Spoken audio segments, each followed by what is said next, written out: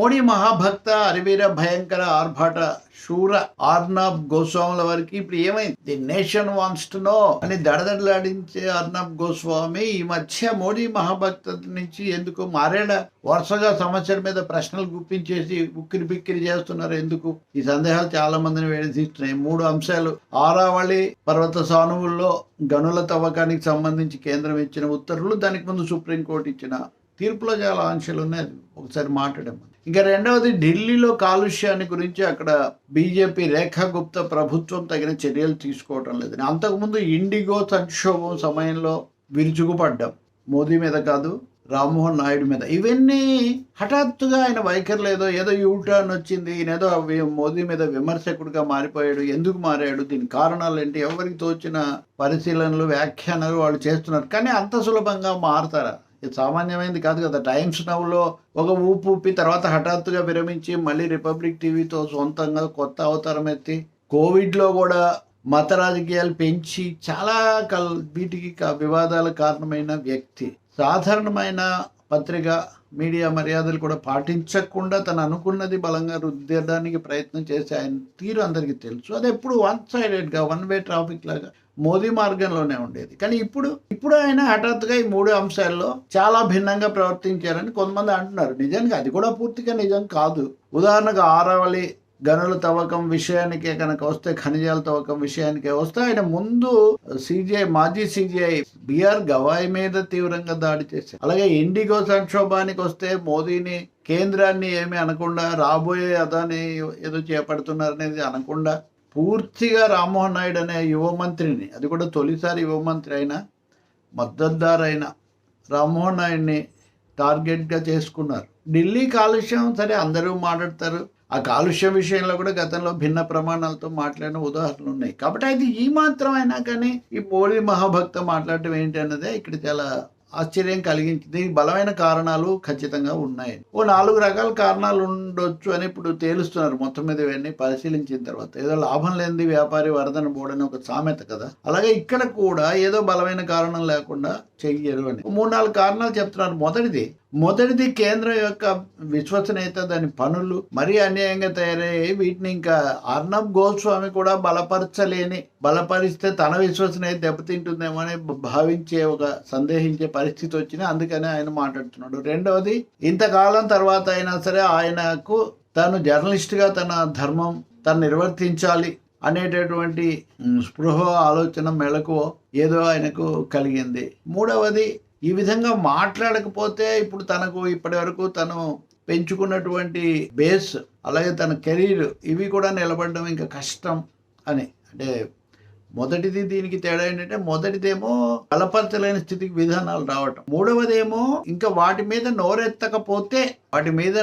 ఎత్తకపోతే ఉన్నది కూడా పోతుంది, అప్పుడు ఇంకా తను చెప్పే పరిస్థితి ఏమీ ఉండదు అనేటటువంటి ఒక పరిస్థితి. నాలుగవది, అంతర్గతంగా ఏమైనా కారణాలు ఉండాలి. అంతర్గతంగానే సంఘ పరివారంలో లేదా పాలక వ్యవస్థలో ఒక భాగం ఏదో ఒక విధంగా మనం విమర్శ చేయాలి, మనమే విమర్శ చేయడం చాలా మంచిది, తద్వారా ఇతరులు ఎవరో దాడి చేసే అవకాశం లేకుండా చెయ్యొచ్చు అని హైజాక్ చేయటం, విమర్శను కూడా తామే తీసుకోవటం. ఐదోది ఇంకా తీవ్రమైనది ఉంది. ఈ మధ్యకాలంలో మనం కనుక చూస్తే, ఉన్నావో అత్యాచారం కేసులో కులదీప్ సింగాల్ అనే మాజీ శాసనసభ్యుడికి ఢిల్లీ హైకోర్టు బెయిల్ ఇస్తే చాలా తీవ్రమైన నిరసన వచ్చింది. అలాగే ఉత్తరప్రదేశ్లో ఇంకో 2-3 ఘటనల్లో చాలా సమస్యలు వచ్చాయి. మతపరమైనటువంటి వివాదాలు, కొంచెం ఆర్ఎస్ఎస్ దూకుడు చాలా పెరిగింది అన్న విమర్శలు చాలా చోట్ల వస్తున్నాయి. ఇంకా వీటి మీద చర్చ కేంద్రీకృతం అయితే ఏమవుతుంది? ఈ అంశాలు అర్నబ్ గోస్వామి కానీ లేకపోతే వాళ్ళెవరు వాటిని టేకప్ చేయటం లేదు. సో ఈ కమ్యూనల్ ఇష్యూస్ ఇవి ముందు భాగానికి రాకుండా ఉండాలి అంటే, వీటి మీద నుంచి దృష్టి మళ్లించాలి అంటే ఈ అంశాలు తీసుకోవడంలో కార్పొరేట్లను ఏమీ అనరు కదా నేరుగా, పైగా రేపు వాళ్ళకి ఇచ్చినా ఏమీ అనరు కదా. ఉదాహరణకు ఇండిగో తీసుకుందాం. ఇండిగో ఎవరికో కట్టబెట్టడానికి చేస్తున్నారని భావిస్తే ఇప్పుడు 4 కొత్త కంపెనీలు వస్తున్నాయన్నారు. 4 కొత్త కంపెనీలు చిన్నవి వచ్చి రేపు ఎవరో పెద్ద తిమింగళం వీటిని మింగడానికి ఎంతసేపు పడుతుంది?